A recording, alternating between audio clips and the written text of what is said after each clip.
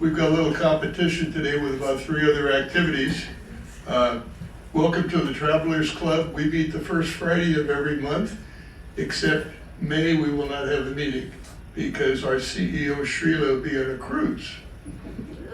So our presenters today moved to Stone Ridge Creek in 2023.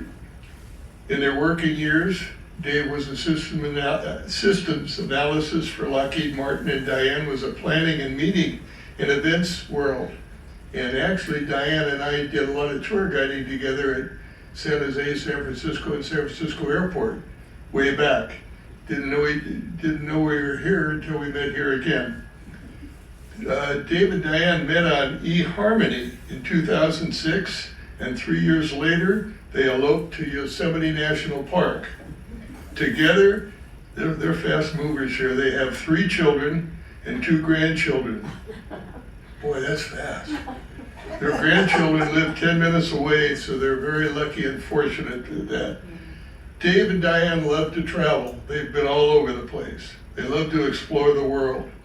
Their trips are usually active in nature by walking, hiking, and cycling with a splash of cruising in between.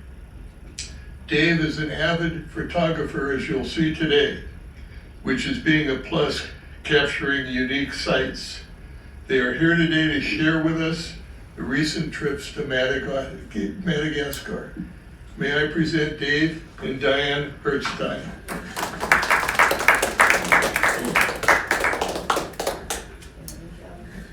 This is one of those things where we originally planned this trip, guess when? 2020. And we all know what was going on in 2020. So we were going with another couple, so it took us a few years before we could reschedule it. And so we went last year, September of 2024. So it wasn't that long ago. So we eventually got to do it.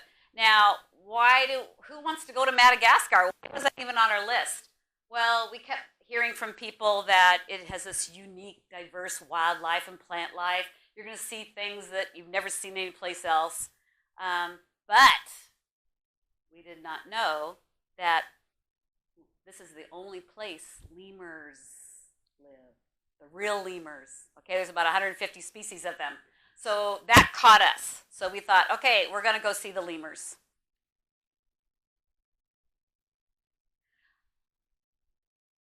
Some of you may know Wilderness Travel. They're a company in Berkeley. I have personally used them off and on for about 20 years, and they tend to be more active, walking, hiking. You're definitely on the ground, but you can do level 1, level 7. So I used to do in my early years level 5, but now we kind of classify ourselves as level 3 plus. So we can still do some of these adventuresome tours, and we're trying to get them done sooner than later because we're not getting younger, right? I'm learning that. This was a 15-day tour with 9 guests. So it was really a nice small group, a really great way to see this unique country. I think that's and a lot of great photograph opportunities, which you'll see. Okay. Oh my gosh, where is Madagascar? Did you ever ask yourself, where is it? Okay. Where is it, honey? Where is Madagascar? There's Madagascar. This is Africa, and it's the 4th biggest island in the world. I think my 2 mics are playing. Okay. 4th largest. Okay, got it. Okay. 4th largest island, about 32 million people. Yeah. It's about the size in between California and Texas. So I'll kind of give you a little perspective there. Okay. Okay. Bear with us. All right. It won't be boring. We just want to give you a 2-minute history lesson just to kind of give you some bearings. And Dave's really good at this. All right. So you're on. Well, I'm not going to read all the words here, but when Pangea was the only continent in the world, Africa, Madagascar and India were part of Africa, and 88 million years ago they had split this far away, and 60 million years ago it's getting to look a little bit more like it is now. I mean, we know that South America eventually hooked up to North America, we know India hooked up to Asia, but Madagascar was left as an island. And because of that, whatever animals were on the island during the process of it splitting from Africa developed on their own. And we'll see the lemurs, which are primates. They do not look like monkeys, but they are primates. The other important thing is human settlement has occurred over the last 2,000 years. The island has received settlers from Indonesia and Africa. The centuries of intermarriages between both groups created the Malagasy people. Between the 16th and 18th centuries, there was a lot of pirates activity. Some of the Malagasy people were taken as slaves because the world had the big slave trade at the time. And in the 19th century, the British and French competed for influence in Madagascar. Diane. Oh my gosh. Okay, you girls, maybe some guys too. Do you ever put a moisturizing mask, something like a mud mask? We put those on to help moisturize your skin. I know I do it occasionally. And go get a spa treatment. I have them put that mask, on. And you have it on for maybe 20 minutes.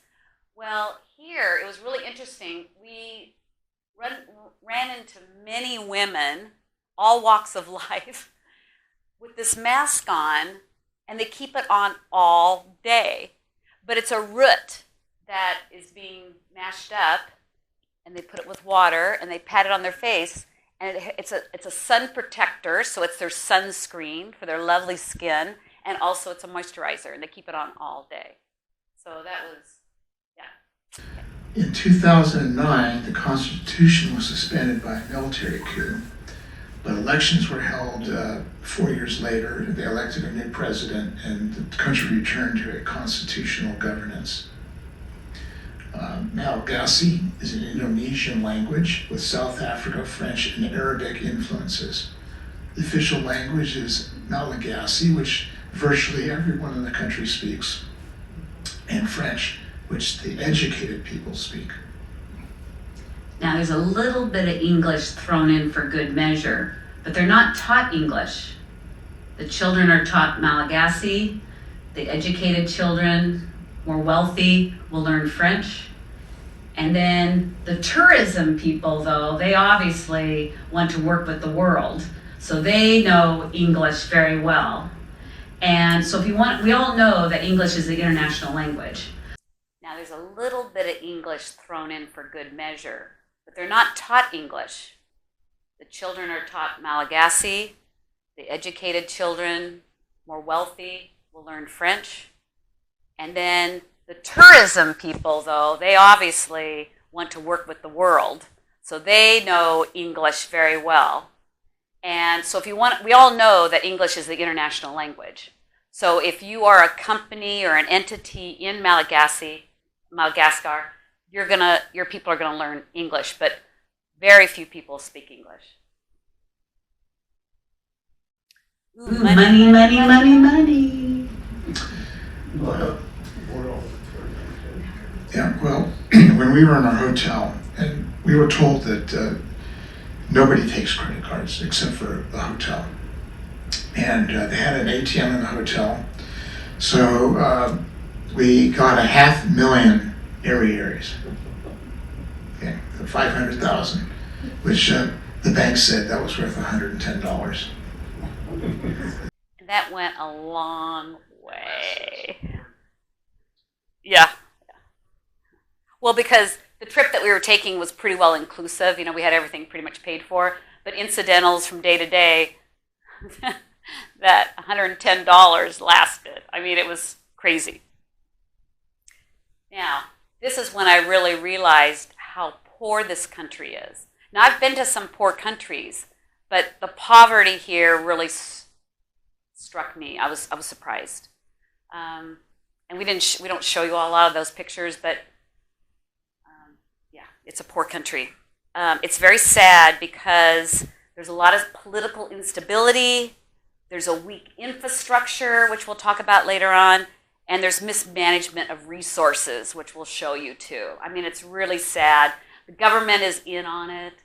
So, I mean, it's just, yeah, they're not progressing very well, so that's what keeps the Malagasy people low. And there is no public education in Madagascar. Yeah. And we went and visited a school, so we'll talk about that too. Okay. Our overall trip. Okay. Every trip I take, even walks around Stone Ridge, I have a GPS recording my route. We started off in Antananarivo, which is the capital, and we visited, I don't actually remember the name of this town here. We spent the night there. How did we get there? Drove? Road. This is probably 50 miles, and it took us well over 4 hours to get there. Bad roads. It's a 2-lane highway. It is the major route between the capital and the only shipping port in the country. Yet it's a 2-lane road. It's full of ruts. It's 1 lane in places because you have to go around these huge craters in the road. It goes through towns. There's no sidewalks in towns. The buildings come right up to the edge of the lanes. It's interesting. But we flew, after this drive, we flew to Morondava. We did some driving there. This is all dirt road, heavily rutted, and we had 4-wheel drive vehicles. And then after a few days, we flew out this way. This road's pretty good. This is a very dry area here. So it's not getting eroded, but there's also not much traffic on it. And at the very end, we flew back to the capital, where from there we continued our trip and went to Tanzania. Dave, let me make a comment here. I think it's very interesting when you look at this picture here. The number of little towns that you see on this map for a country that's only 2,000 years old. And being poor as poor. The microphone is not working. Well, he doesn't have a microphone. David was saying how the number of little towns here. I honestly don't know how large these towns are. I suspect that a lot of them are very small, maybe just a few hundred people. A lot of these roads are dirt roads, but I think the map maker probably just filled in the map with something.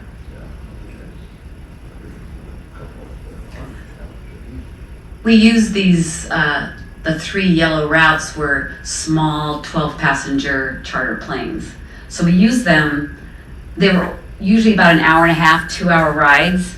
But again, that helped us get from one geographic place to another to see a variety of more things, because there's no way you could have driven all this.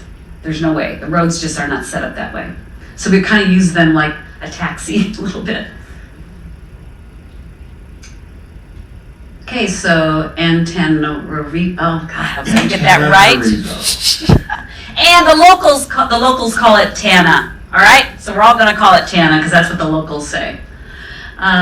We went to the Queen's Palace, and from the Queen's Palace, we're way up high at about 4,100 feet is the elevation of the capital, and we're looking down toward. You can't see it very well, but it's a heart-shaped lake, which I thought was interesting. And that's where the more influential people live. So that's the high rent district. About 4 million people live here.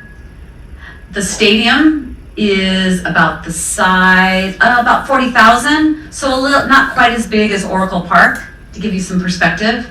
And it is a multi-use, mainly for football and rugby, but they use it for concerts and other sports.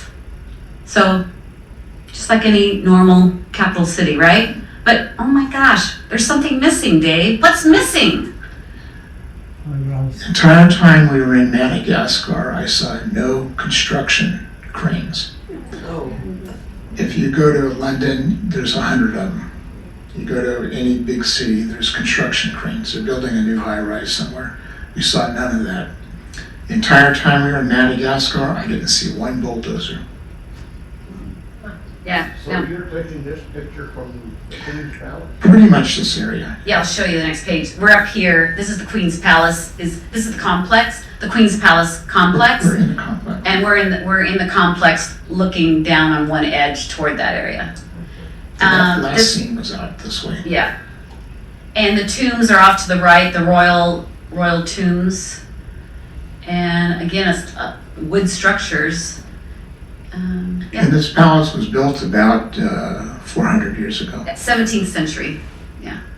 Yeah.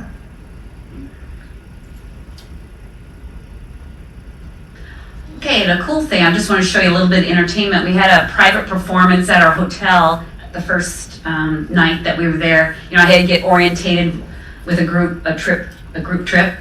And so this group played for us, sang, danced for probably a good hour, good hour and a half. And of course, I don't show this, but we did get up and dance with them. So with cocktails. So it was really nice. And you can see the accordion you see that all over the world, but they use accordion, they use a drum, but then they also use a stringed instrument that's theirs. And I'm not even gonna try and pronounce it, but it's a stringed instrument. I'll let you hear that a little bit.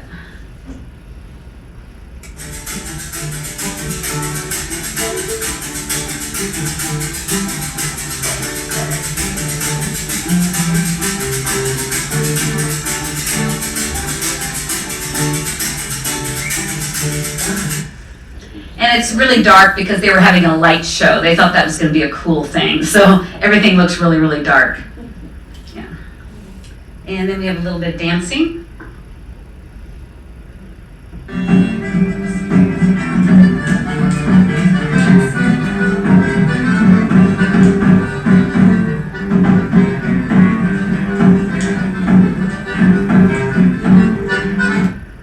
And this one wasn't very fancy, but they did show us 6 different dances. It went on and on for a long time.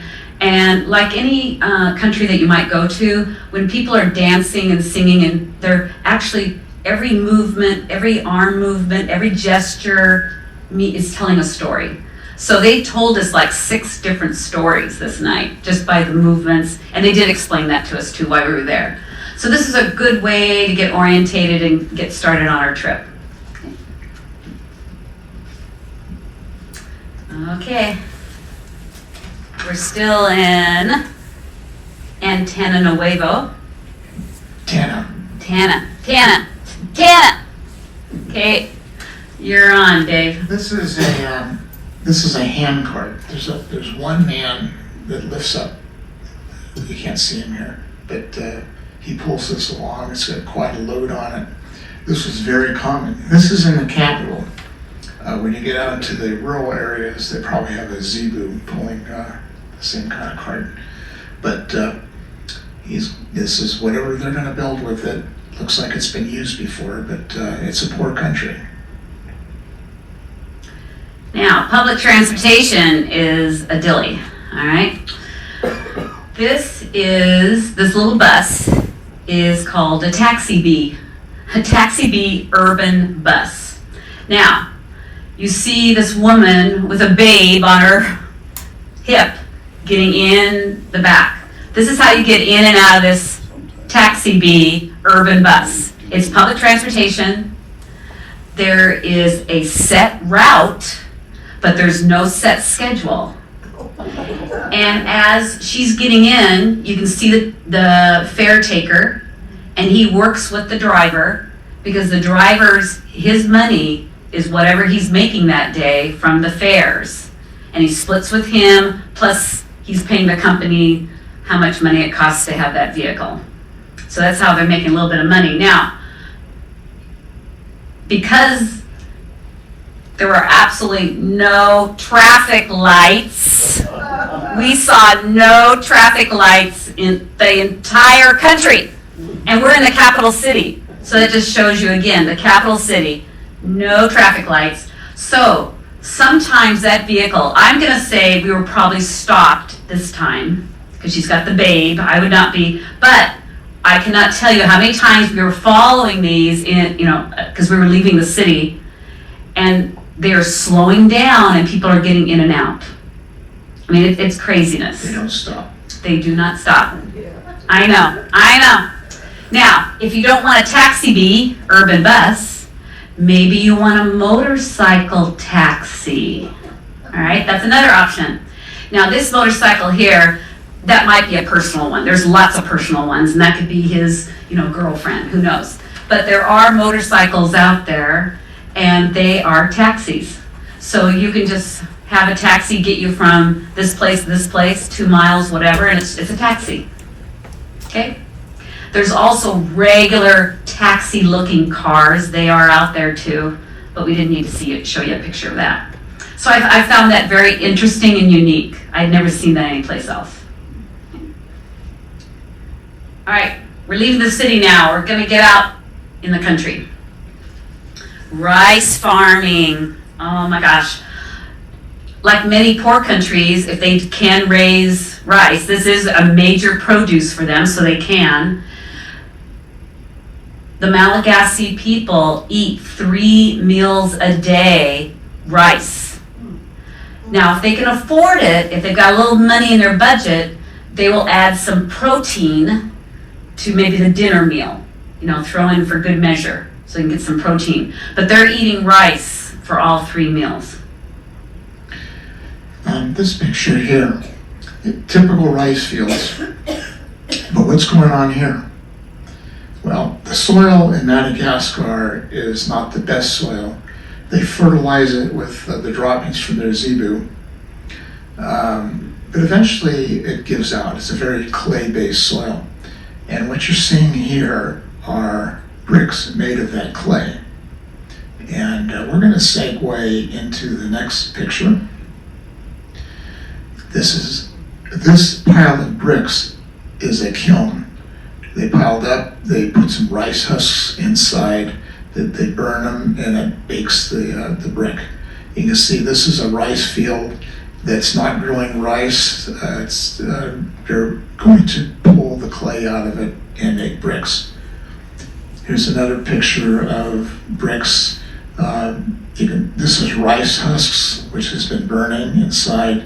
Over here, it looks like the bricks are ready to be used somewhere. But it's a very acrid smoke. It was everywhere in the country. You couldn't get a picture of anything without a haze from the smoke. So the houses in the picture in the left are built of bricks? Those are built from bricks. Are there any windows, honey? We saw very few windows. No glass windows. Yeah, no glass windows, yeah. And a lot of buildings, again, they didn't have they didn't have any windows. They were just open air houses made of brick. We saw that in a lot of places. Yeah, no doors. No doors, yeah. Tropical climate? It's 18 degrees south of the equator. It can be wet or dry depending upon the season and what side of the island, but it's warm. Yeah. Okay, let's see some animals. You want to see some animals? Yeah. Okay. All right, honey, it's all yours. Okay, we went to the, if I can pronounce it, Yeah. that doesn't matter. We went to this place here. And this is our assistant guide, Asna. And she's, picked up a chameleon and she made a nice smile, so she made a nice picture. This is a close-up of a chameleon. They are reptiles. The interesting thing about them, there's 2 interesting things. The one of them is their eyes. The eyes on either side of the head move independently. They're looking at 2 things at the same time. They cannot look forward, but they're looking left and they're looking right at the same time. This eye is looking at us, the other eye might be looking at something to eat. But the other interesting thing about the chameleons, and there are a lot of chameleons in Madagascar, they're not endemic. How many, Dave? Oh, I don't know, probably at least 100. 150 species. 150. Their toes are their individual toes, but they're arranged like they're wearing mittens when they grab something. You can see them grabbing back here, and they're grabbing here, these 2 toes, these 3 toes on top. And they move slowly. But sometimes they get hungry. Okay.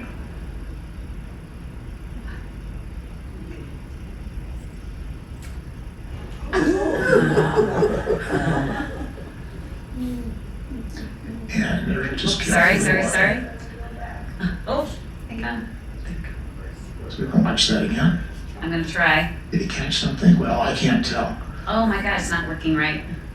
Thought I could do it. Okay, let's try one more time. Here we go, this might work. There we go. How long is that tongue? Their tongues Oh can my be twice as long as their body. This thing is really super sensitive. Sorry. Is that their sound? No. With the next couple pictures ahead. We've seen enough of this guy. I think he's good. I like his tongue. Okay, all right. Enough of the chameleons. All right. So we're going to head to a national park next. And we're going to see our first lemurs. Okay. This lemur here is significant. It's called an injury. It's INDRI.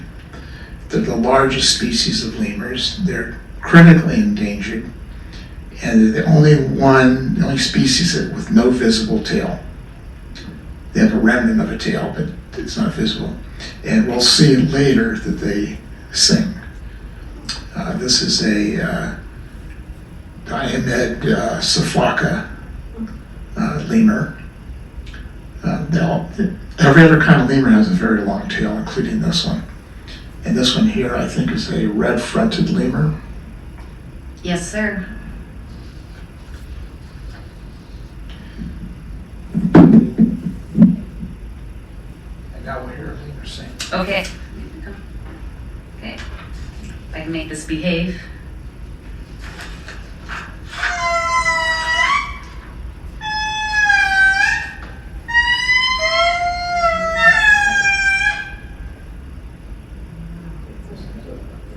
Let's hear them again. Yeah, I'm trying.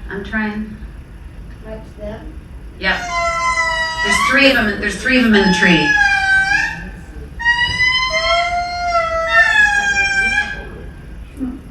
And this particular lemur is so endangered. It took us a long time to find them, and we must have stayed here 20 minutes listening to them because it was eerie, but it was so cool that we actually were able to see this specific lemur and to listen to him. So it was really cool. And here we're going to see how they climb trees. It's the only continent there. I know. The lemurs are only in Madagascar. And if you've seen them somewhere else in the world, you saw them in a zoo. And probably only one species, which we'll talk about later. Yeah. I think it's cute. Oh, come on, behave.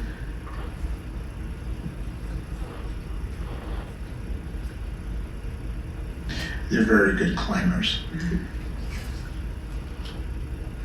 Now, I love my lemurs, but I took a lot of pictures of frogs because it just became the opportunity.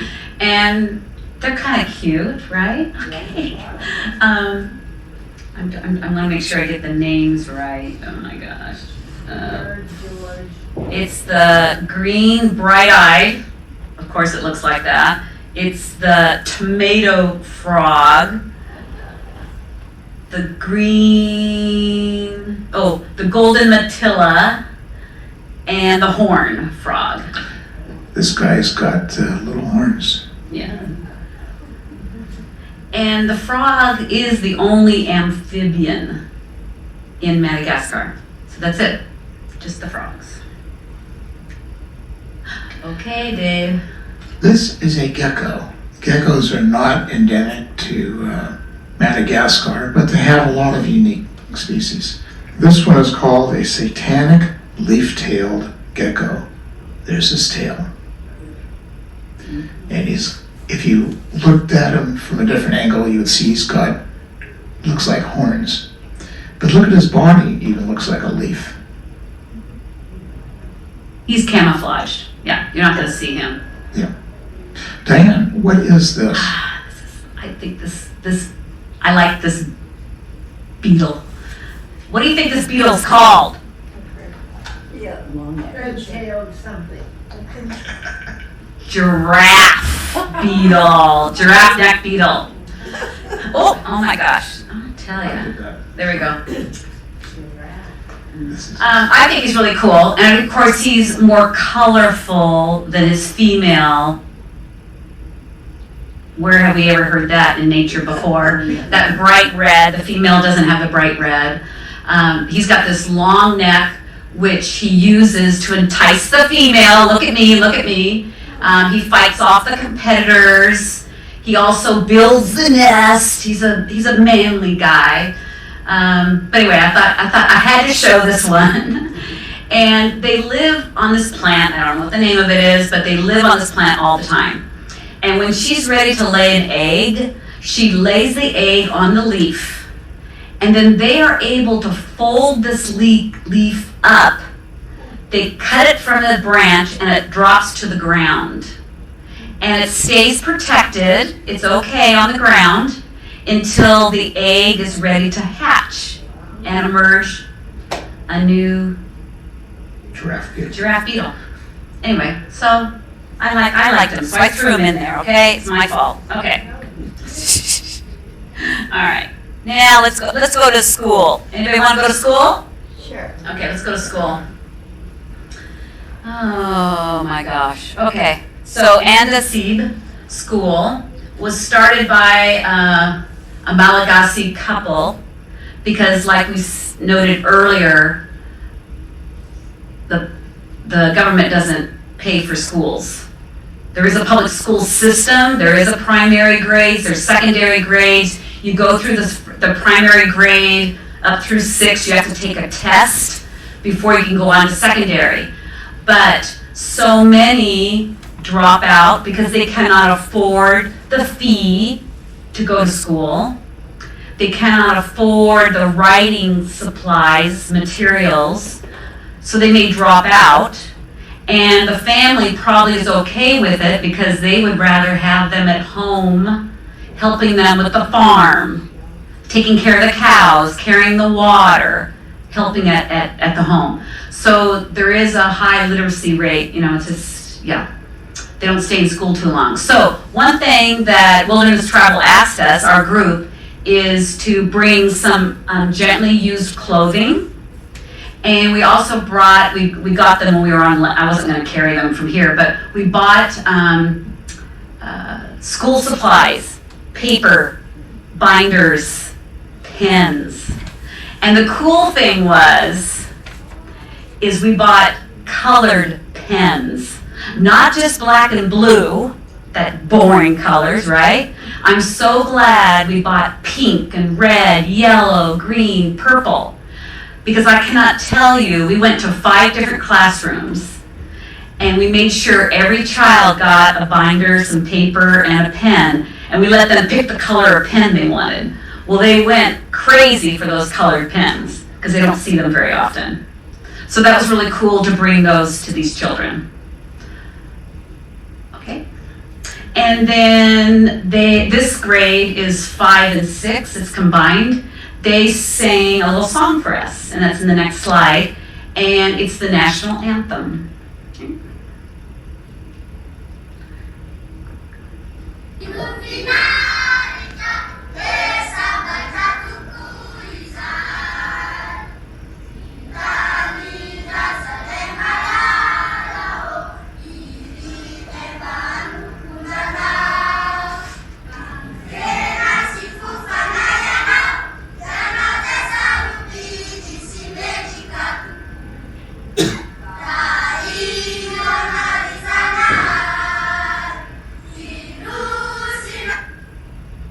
And of course that was in Malagasy. Okay, that's what they're learning. And if they do learn a little bit of a second language in the secondary school, not the primary, it would be French. So there's no English being, taught around here, unless you're one of those, more fluent people that can send you to private school, and then it's a whole nother world. Okay, the other thing we got to do was what happens when a woman loses her husband and she's a widow? And this is a very, very poor country. Well, women are very powerful people, and they have set up these collectives throughout the country, and there's like 5 or 6 of these big major collectives. One of the collectives was weaving, and we visited this one, and she's weaving this. It took her 3 days. Talk, honey. You got the microphone. Oh. It took her 3 days to weave a table, runner.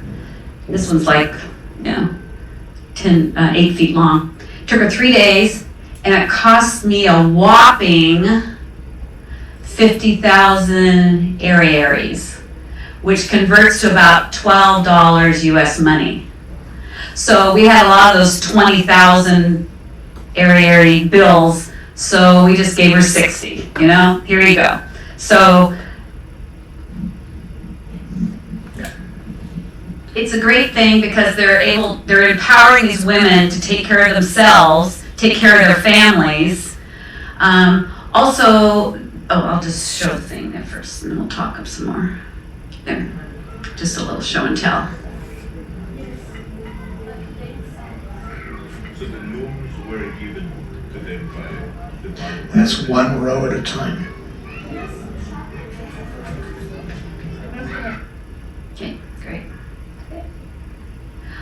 The other collectives I just wanted to make a mention is, since they are the widows, and they have a family to take care of, there's a collective that just is fishermen, and it's called the Fishermen Collective. So they make sure that they know how to fish and create that livelihood and create their own little business. But they do it as a collective of women, so because everybody has a different skill. Just like she's the weaver, but there's other people in the collective that maybe they're the ones that manage the business, or they collect the money, they share whatever it is going to be. It was, and it's not coming to my brain. Just rice cultivation. Okay, well, if she's the only one that can take care of the rice beds, then she learns how to do that, how to manage her own private, household. Anyway, I just thought it was really cool. So there's lots of women out there keeping these collectives alive and well. By the way, organizing a collective is done by outside people, not by the government. Oh, correct. Thank you, honey. Yes. The government the government is not helping these people. No. It's like people from the outside world. Do they sell these products? Yeah, I bought one. They Yeah. have a shop? Yeah, we went to this collective. We saw them. They actually go there. They work there. They sell the product there. This one used primarily cotton and what's the other? Raffia. You might go to another one that deals with just silk. Another one would deal with reeds, and they're making the table mats, hats. Yeah. So On this particular collective, they did have a shop with things on display, and you could purchase them. And there was a woman running the shop. Now, do they export them? Do they send them to the big city? I imagine they send within Madagascar. They do. I don't think they I don't think get so sold either. outside the country. Okay, who wants to see some more lemurs? I want to see some more lemurs. Okay, here we go. Ooh, Lemur Island. Okay, Lemur Island. There are orphaned lemurs out there in the world, so what do? Okay, they collect them, and otherwise they bring this to this island. Otherwise they wouldn't be able to survive on their own. They're cared by rangers, and that's a good thing. And they're a little more sociable. Some of them are more sociable. It's like going to a zoo, but it's outside and it's protected. Yes? Yeah, this is not an island out in the ocean. There's a lake an island within the lake. You have to take a canoe to the island. Lemurs don't swim, so they stay on the island. They have some lemurs which are even less sociable, like this guy here. He's a red ruffed lemur. He's on another island within the island. There's like a lake within the lake.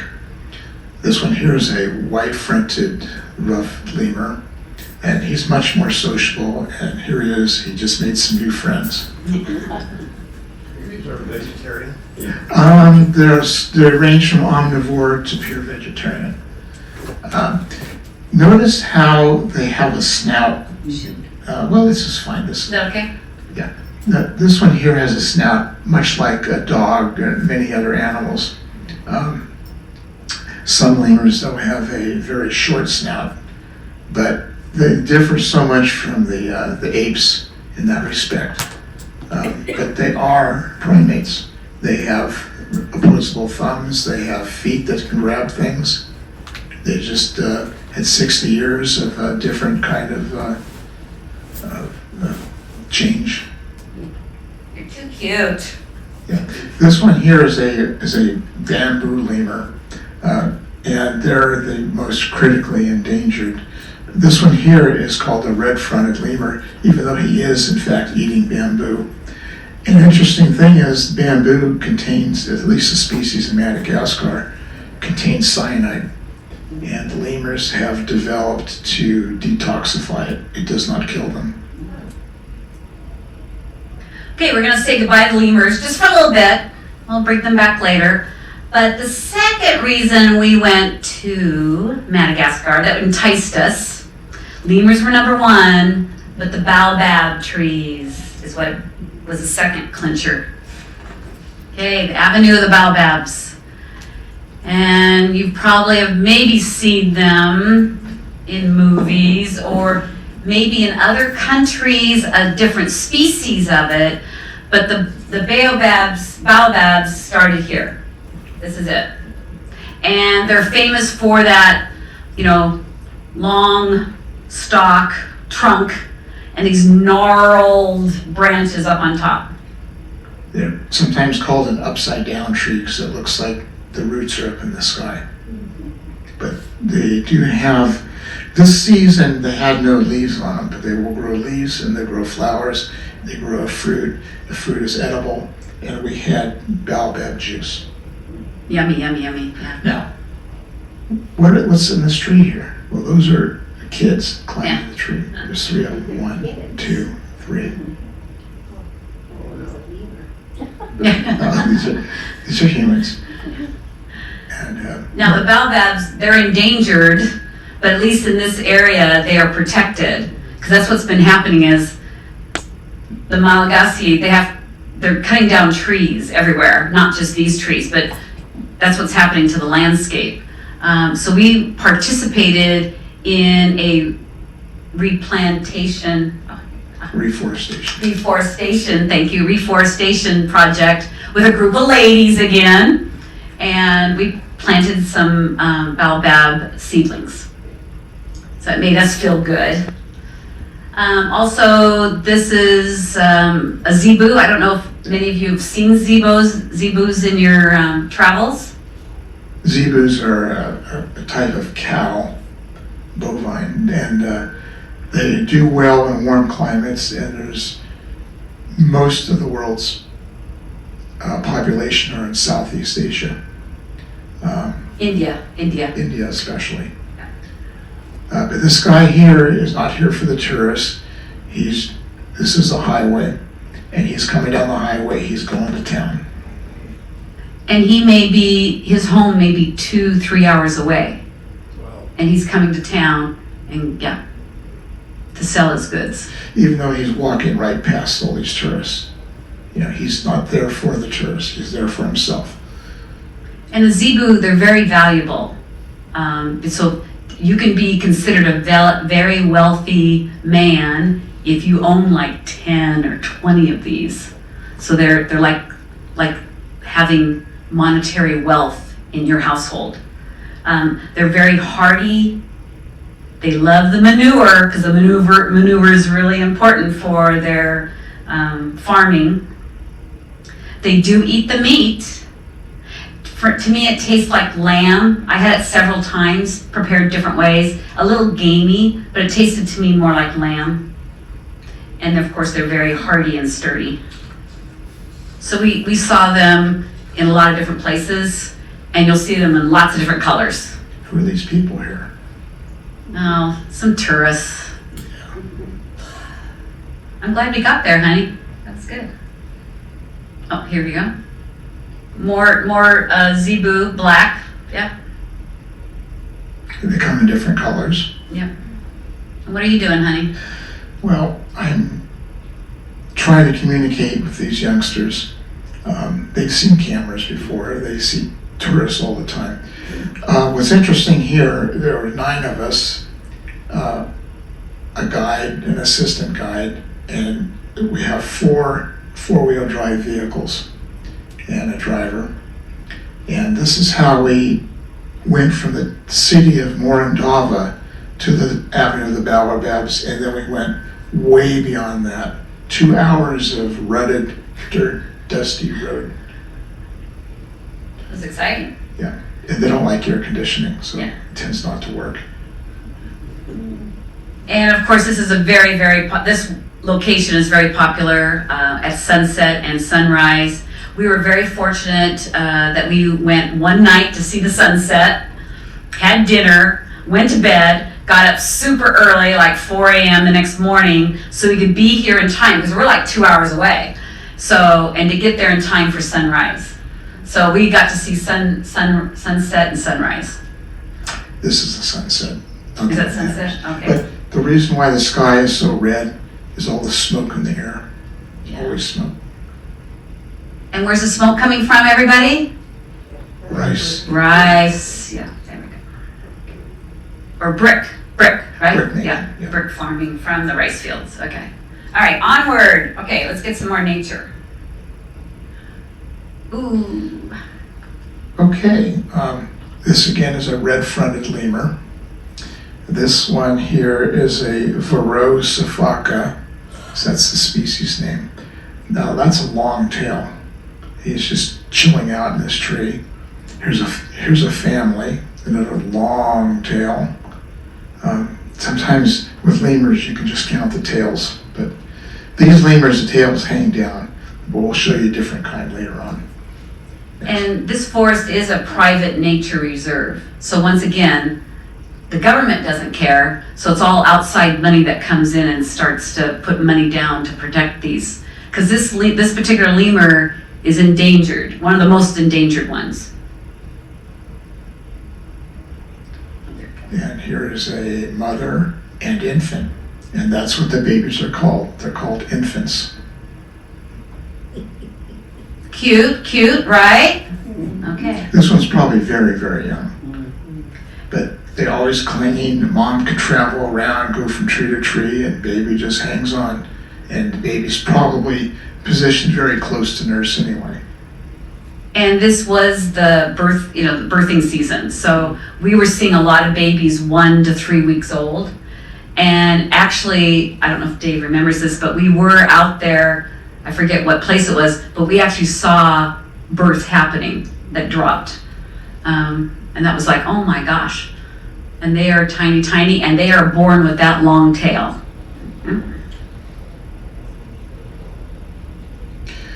Okay, this is in the western part of the country, which is more humid.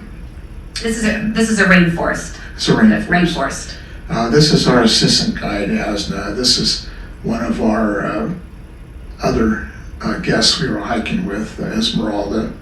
She's also from California. This is me with shooting at a lemur. It's probably way up there. And we're all off trail. And this forest was easy because it was relatively flat. And sometimes it's not flat. And you're going down a hill, you're pushing branches aside, you're hanging onto these trees, and sometimes you slip, sometimes you don't. And but the spotters are pretty good about helping you. So we had the main tour guide who was with us the whole time on this trip. Then we had his assistant, which helped keep our group even smaller. We always split up into twos, like a group of 5, a group of 4. Then they hired local people that knew these specific national parks, reserves, wherever we were. They knew where to find the lemurs. They were the trackers, they were the spotters. Well, the local guides would hire spotters. Yep. Local guides could speak English well enough to communicate with us. The spotters Could not. could not. But they were working for a wage. It was good for them, and they knew where to find the lemurs. And they knew we were coming, so they may have been out there for an hour or so already trying to find the lemurs, because they kind of know how their pathway is and what their routine is for the day, and sometimes they have a routine, sometimes they don't. But they kind of knew where they were, and some of us could maneuver the terrain and some of us couldn't. But we wanted to see lemurs, so we did our best. This one's a rare one, isn't he, Dave? This is a golden bamboo lemur. This may be one of the rarest ones we saw. And he's eating bamboo here, chewing on a stem, long tail. And they're kind of cuddly looking, but they don't want to have anything to do with you. Mm-hmm. But they're also not afraid of us if we're not approaching them. And we felt very lucky. People don't see these lemurs very often, so we were very fortunate. Okay, now you want to see even more lemurs? Do you? Okay. Now the next lemur we're going to see is probably the one that when someone says, let's go look at a lemur, you're probably going to recognize this next one, because this one I have seen in zoos all over the place. Sometimes even on the back of a t-shirt. Even on the back of a t-shirt, there you go. So we're going to see some ring-tailed lemurs. So we went to a reserve. Again, it's a private reserve. The upkeep is through private funds. There's about 500 of them on this reserve. And it was outside people that convinced the local community to set aside some of their land and preserve it, because they make money charging fees to come into the reserve, and the local people become guides and spotters, and they make money doing that.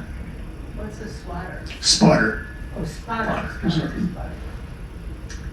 And if you try to count how many lemurs there are, count the tails. That really helps. How many lemurs do you see in this picture? Yeah, good luck. Well, that's 1, 2, 3, 4, 5, 6. Oh, there's a 7. Little baby. There's an 8. And We counted 9. Come up with a different count. I think there's another baby Yeah, somewhere. I think there's another baby on the far right in the top. I think that's a baby Yeah. too. Yeah. There's a baby somewhere. Yeah. We'll see more babies. These lemurs are the ones that are most terrestrial. Most lemurs spend their entire life in trees. These ones spend a lot of time on the ground. They eat, I don't know if it's eating or yelling at us, but they eat the fruit of the lilac tree, which is what they're climbing up in here. And here's a mama and her infant. Look at that little tail wrapping around. And here's one eating the fruit of lilac.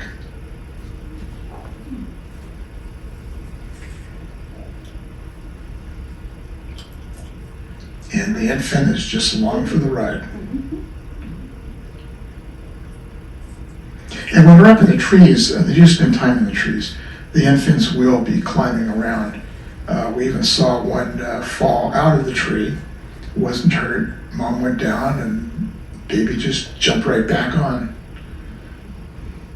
But they have to learn how to be in trees. Yeah. They have to grow up sometime, just like our little babies becoming toddlers. They have to walk sometime, right? Well, the lemurs have to do their thing too. Okay, this is one of my favorites. Okay, that's moss on a branch. And this is a flathead leaf bud bug. Okay, here we go. Oh, what's happening? That's the larvae of this insect here. And there's click it again. Hang on, I'm trying. That's them moving around. That's a camouflage. I had to throw that one in. I just found it interesting. And red is my favorite color, as many of you know. So, okay, let's move on. All right. Isolo National Park. Now, when I first saw it, I thought mini Grand Canyon. And when I read up on the national park, it is their mini Grand, they call it their mini Grand Canyon as well. Yeah. So it's their most popular park in Madagascar. The deep canyons, the gorges, the Jurassic sandstone, the canyons, the stalactite pinnacles. It just reminded me of the Grand Canyon. This is a picture of our group hiking through here. Some scenes of the park, the trail. This is the road we came in on. The bus is parked down here somewhere. And this is not a stick. It's an insect. That's the tail, and that's the head. That's a leg. That's a leg. That's a leg. And that's a leg. Whose finger is that, honey? Is that yours? Could be. Might be yours. I don't know. I said point to it so I can take a picture. They don't move much, Yeah. and they tend to stay on one tree forever. And so the guides knew exactly where to go show us. We saw them several times. What are those trees that look like bushes? I don't know what kind they are. They probably this. I don't think they're oaks, but it's like if you're looking at an oak forest. That's what it looks like. To me, it didn't take very good pictures. You know how the Grand Canyon, our own Grand Canyon, it's just a lot of sandstone. Unless you're right there, it just doesn't seem very impressive. But anyway, this is our little mini Grand Canyon. And this was at the end of the walk of the Grand Canyon. In that park, which is very dry, there is one stream. Surprise. And that stream goes into a pool, and if you brought your swimsuit, you can take a little swim. Is that you, Diane? No. I didn't go in the water. And this is our way out of the park. Actually, we went through the same road to come in, but here we are leaving. That's how a lot of the roads are.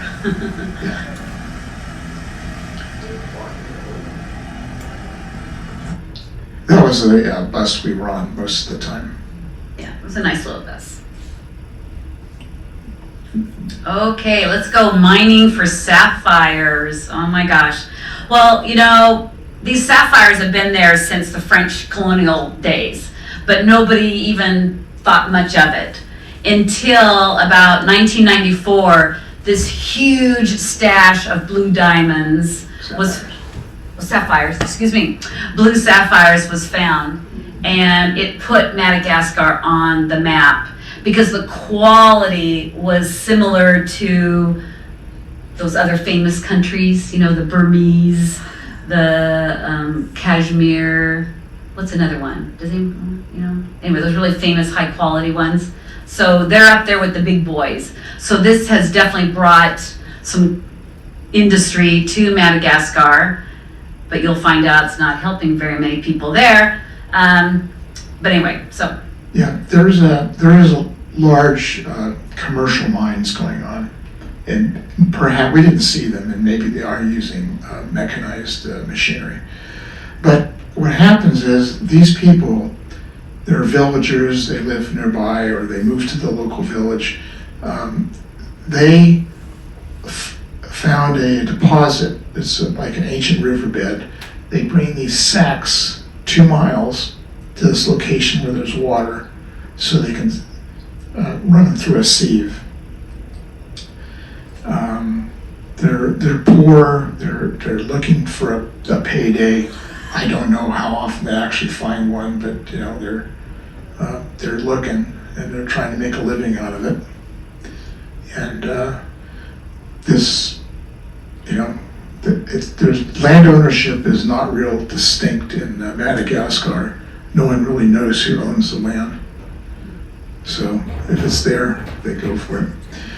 This is a town of Ilikaka, which is very close to where we went over a river back there.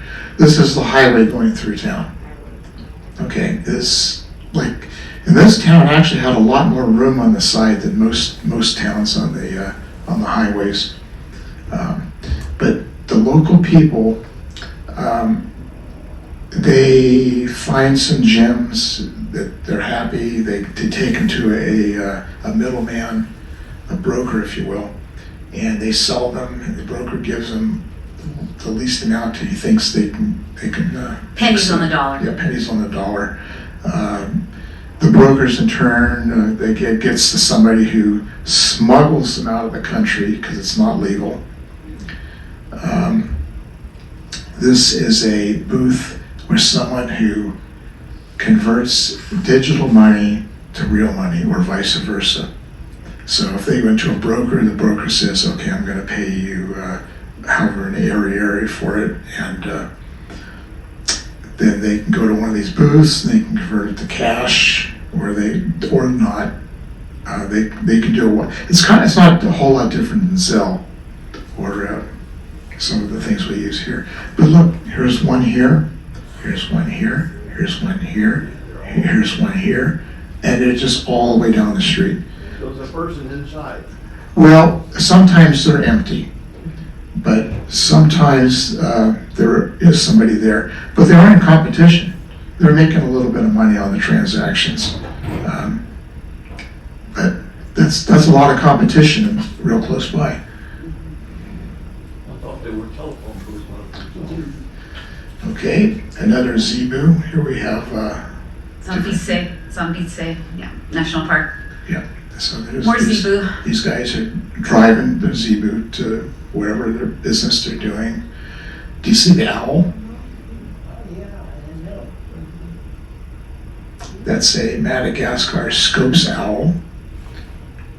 This is a sportive lemur, and this is a nocturnal lemur that the spotters knew exactly where to find him, and because he wasn't going to move during the day, and his ears kind of look like a bat, but that's just me.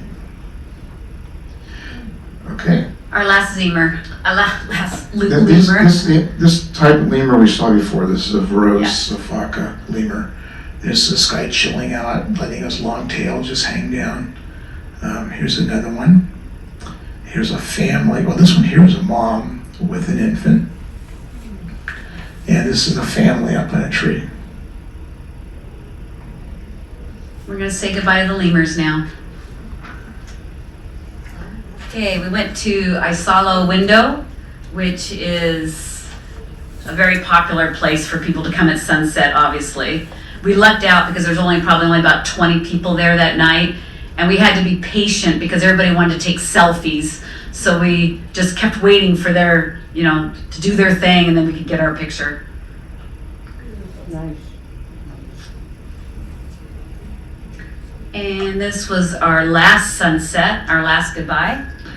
This is our guide, V. That's his nickname. It's easier to pronounce than his real name. This is Asna. This is a woman who worked at the local lodge that we were staying at. They brought out pillows for us to sit on, little tables. We have glasses of wine, fruit juice, and some hors d'oeuvres, waiting for the sunset. Looks like orange juice over here. And probably some other kind of fruit juice.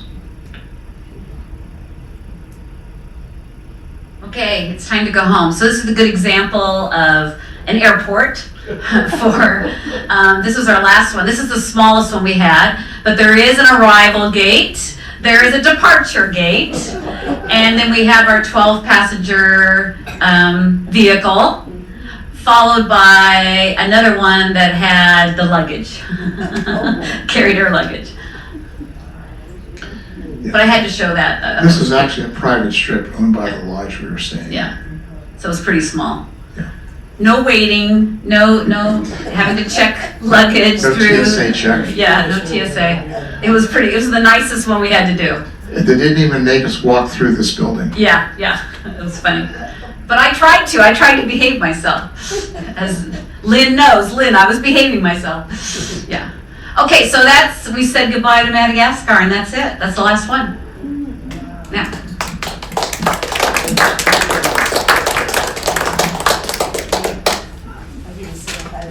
Does anybody? Any questions? Are we okay? Do you know what the education the children in school? Oh, okay, good.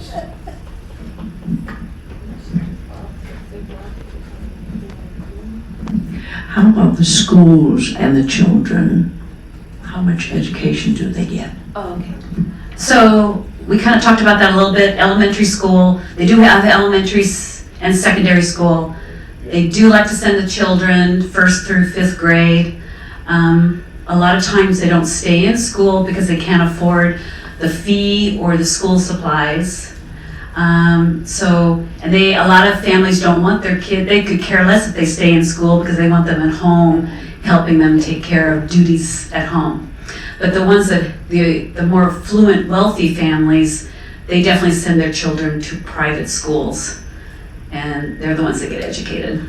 Are there many young people that go to college in this country? I don't know the numbers, how many people go to college, but I know it's going to be the more wealthy people. Right. They're the ones, they have the money to go through the private school system, primary, secondary, and go on to college. But the Malagasy people, that's not even on their radar. Does anyone go to the Olympics from this? Does anybody go to the Olympics from here? I do not know that. You do see quite a. Okay. My family, I have my uncle's family over there doing business. He was a successful businessman. And I'm not sure nowadays you still see the Chinese over there or. Because I lost contact with my Do you really uncle see family. Chinese people? We didn't go to the ports, so in the city we saw a few tourist sites. And outside of the city, we were going into the country for the animals. There were some Chinese tourists, if you will. Oh, tourists. When I was maybe around 10 years old, my cousin had a wedding there. It was a big wedding.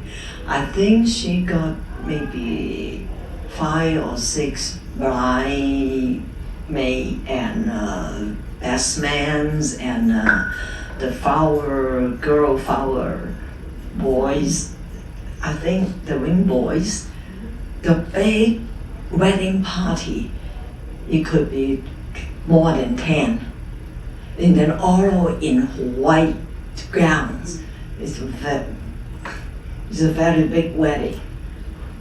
And it's not very expensive. So they can have these big weddings for a little bit of money. That's why, yeah. What's your flight route? Our flight route? How do you get there? Oh, how do we get there? Oh, okay, that's a good point. Okay, I'll let Dave say that. He's better at that than I am. How did we get to Madagascar, honey?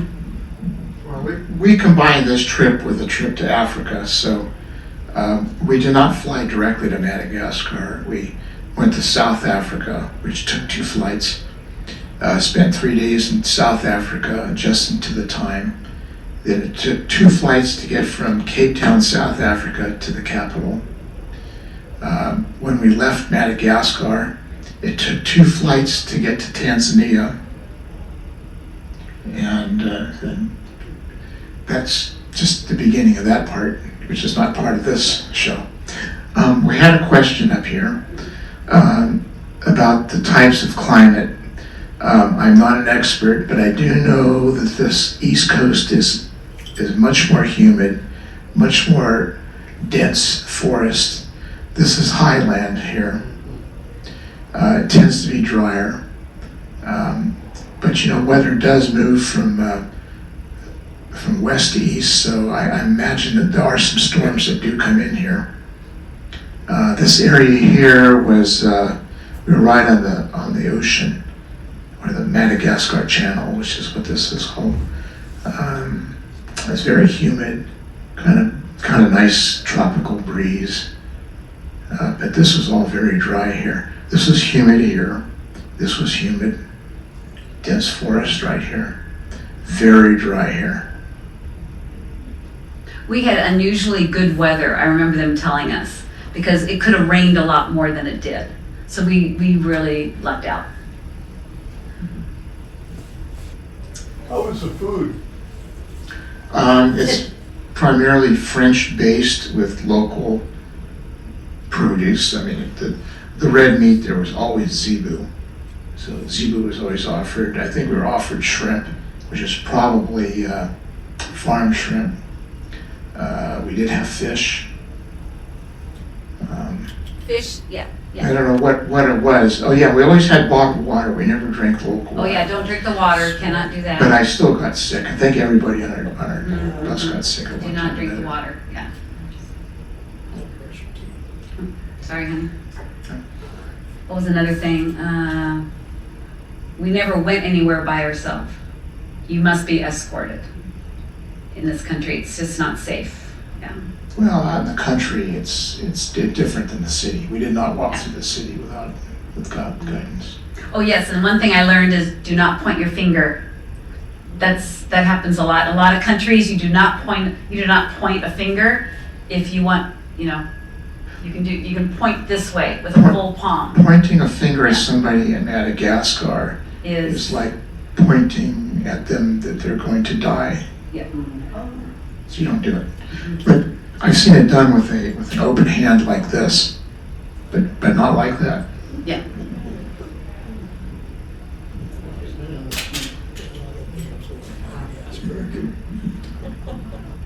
Thank you all for coming. Thank you for having us.